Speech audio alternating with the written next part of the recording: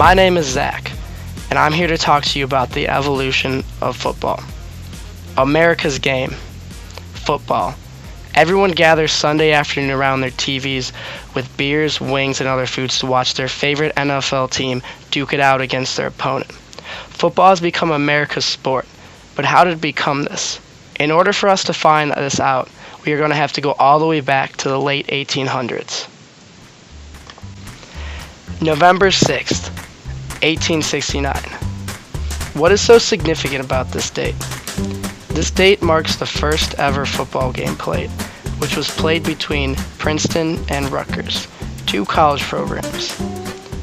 The rules were vastly different than today because in the 1800s, when the game was created, they based the game off rugby. So the rules were much more similar to the style of play of rugby, which notepads were used. You were only allowed to tackle from the breastplate down to the top of the knees. You were not allowed to tackle below the knees. As years passed, the game of football evolved by rule changes, the way it was played, and the mentality of players who played the game. Instead of traditional rugby scrum, the football snap using the center was put in. Now at this time, this was only played collegiately, not professionally. Not until November 12, 1892, when the first ever professional football game was played.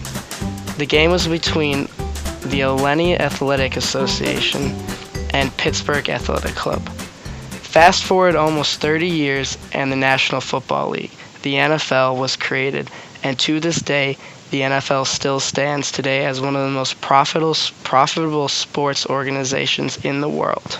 As anything in the history of this world, it evolves, because the only way to succeed or move on in life is to evolve, and this is exactly what football had done. Soon the players were wearing more and more pads. The AFL, the American Football League, came into effect in 1960, trying to challenge the NFL. Each league had their own championship, but it was not until the NFL and AFL merged to create what is now known as the Super Bowl. The winner of the NFL and AFL would play in the Super Bowl. College football was a little different. They had a ranking system, and instead of playoffs at the time, they would play bowl games. In order to find a national champion, the number 1 and number 2 team would play in the same bowl game, and the winner of that game would be crowned college football national champion. Now the bowls were ranged from the Rose Bowl, the Orange Bowl, the Fiesta Bowl, the Cotton Bowl. These were the household bowl games that were played. Over 1 million high school student athletes play high school football.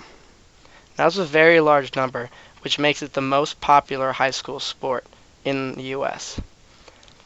But there are not as many colleges as high schools, and the level of football is enhanced when you get to the college level. So only thousands of players actually make it to college. Now once you make it to college, it's even harder to make it to the NFL.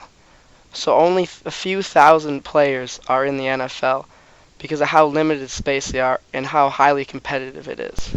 Now in order to make it to the NFL, you have to get drafted or you sign with a team as a free agent.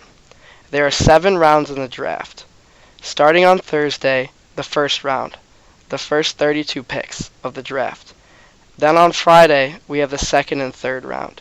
And then on Saturday, we have the 4th, the 5th, the 6th, and finally the 7th round. No matter where you get picked, one of the greatest QBs of all time, Tom Brady, was picked in the 7th round. It does not matter. There have been first-round picks that have been busts. There are no guarantees in football. Once you make it to the NFL, that is your job. You are getting paid hundreds of thousands of dollars, if not millions of dollars, to play for your city. As the years went on, players got stronger, faster, bigger, so more equipment was mandated to be worn in the game to make it safer for the players, because the risk of injury was very high due to the collision sport of football. Players were hitting harder and getting hit much harder. This has led to many controversial issues about football with concussions in the NFL, NCAA, high school, and even Pee Wee football. One of the main problems with the NFL when it comes to injury is not necessarily what happens during the game, but what happens after. With retired players, there has been a growing problem, and as science has shown, the risk of CTE, which is a brain disease due to traumatic head trauma, causing serious depression, not wanting to live anymore. With CTE being a growing issue, the NFL has started to implement new rule changes, making sure you're not allowed to spear, avoiding helmet-to-helmet contact, and when hitting the quarterback late. These are all rules implemented to make the game safer. Even though many people have said the NFL has gone soft, you have to think about the player's safety over the actual game. To wrap this all up, I interviewed one of my friends, Jude, who was a former high school football player, and he's going to talk about some things about football and what he thinks about it. Hi, I'm D'Agostino. Did you play high school football? Yes, I played high school football for 4 years. What position did you play? Middle linebacker and defensive end. Why did you decide to play football? I played football because it was just something my family all did, so I took it on as a family trend, and it ended up being something I ended up loving. Do you think football is safe? Yes, I think football is safe if you take the proper precautions and don't lead with your...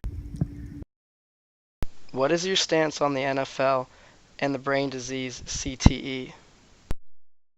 I think it's a problem that needs to be addressed because obviously people have died and committed suicide. So I think there needs to be issues, or there needs to be things addressed with helmets and helmet safety, and more protocol taken on concussions.